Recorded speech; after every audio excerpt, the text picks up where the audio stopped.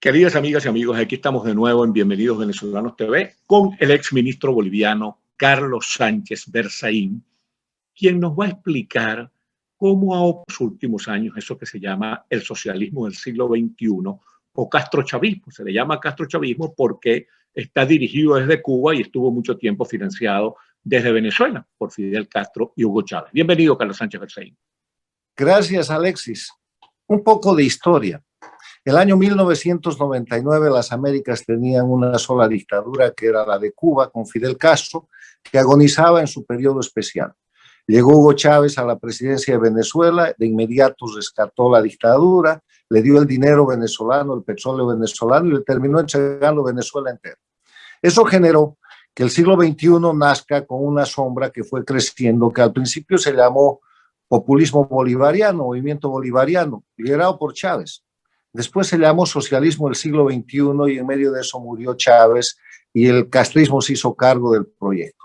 Puso su candidato a gobernar Venezuela, que es Maduro, porque ahí se produjo un choque entre el castrismo venezolano y el chavismo venezolano. El representante del chavismo era Diosdado y el del castrismo era Maduro y ganó Maduro. Y con eso controlaron y convirtieron a Venezuela en su colonia.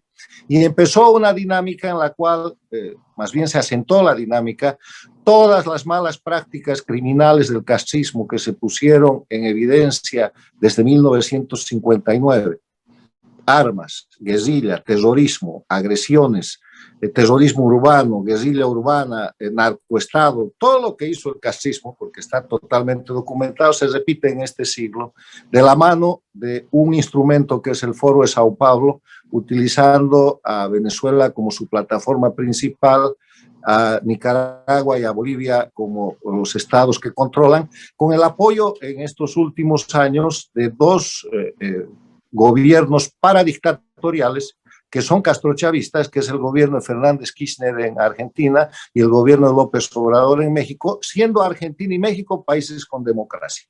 Entonces, en ese escenario, ¿qué es el socialismo del siglo XXI o el castrochavismo? No es otra cosa que la organización criminal disfrazada de política que detenta el poder en las dictaduras de Cuba, Venezuela, Nicaragua, Bolivia, que presenta sus actos como si fueran hechos políticos y que en verdad es una organización de crimen organizado transnacional a la que deberíamos tratar como crimen organizado y no como político.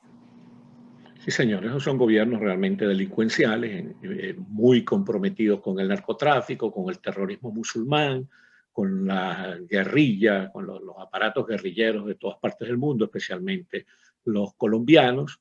Y bueno, ¿qué posibilidad hay de superar ese flagelo que azota a Latinoamérica con tanta furia como el COVID-19, que el socialismo? Es muy fácil, Alexis. O neocomunismo. Es muy fácil. Lo primero que hay que hacer es identificar al adversario.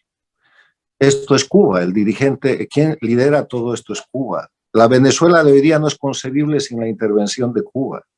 El retorno del sandinismo en Nicaragua no es concebible sin la dirección de Cuba. La Bolivia con Evo Morales no es concebible. La liquidación de la República y la construcción del narcoestado plurinacional no es concebible sin la participación de Cuba. O sea, identificación del adversario, que quiere decir el jefe de esto es Cuba, y los líderes políticos no lo dicen. El segundo tema, además de eso, es llamar las cosas por su nombre. Los líderes democráticos de las Américas y del mundo deberían cuidarse de no estar cerca y de no confundirse con los jefes del crimen organizado transnacional. Los Díaz-Canel, los Castro, los Maduro, los Diosdado Cabello, los Evo Morales, los Luis Arce, los dirigentes de Nicaragua, los Ortega y los Murillo, no son política, porque la política es una actividad de servicio público sujeta a rendición de cuentas, fundada en el mandato del pueblo, con obligación de temporalidad y básicamente fundada en la aplicación de la ley y el Estado de Derecho. Y estos hacen todo lo contrario. Yo te invito a coger un código penal, cualquiera, de Venezuela, de Cuba, sus códigos penales. No dejan un delito sin ejecutar todos los días. Violan los derechos humanos, torturan, matan, roban o extorsionan, falsifican, porque sus elecciones y todo su sistema es una falsificación permanente. Prevarican, coaccionan, extorsionan, están metidos en el narcotráfico, en el terrorismo, y por si hubiera algún delito del que hay duda, Evo Morales y Ortega abusan de menores, están acusados por eso. Ortega está acusado de haber violado a su propia hija, y Evo Morales de tener delitos de ese carácter por llevar a menores de edad a un sistema de perversión abusando del poder. Entonces no hay un artículo del Código Penal, yendo de los derechos humanos a los crímenes de lesa humanidad, pasando por todos los delitos económicos y de corrupción que esta banda de criminales deje de cometer, y lo hacen como actos de Estado, sí, como actos de gobierno. Entonces, señalárselos, y los líderes democráticos, si quieren tener respeto y quieren salvar la política del crimen organizado, tienen que empezar a fijar distancia. Sí, señor. Bueno, esta fue una conversación con Carlos Sánchez Berzaín, ex ministro boliviano.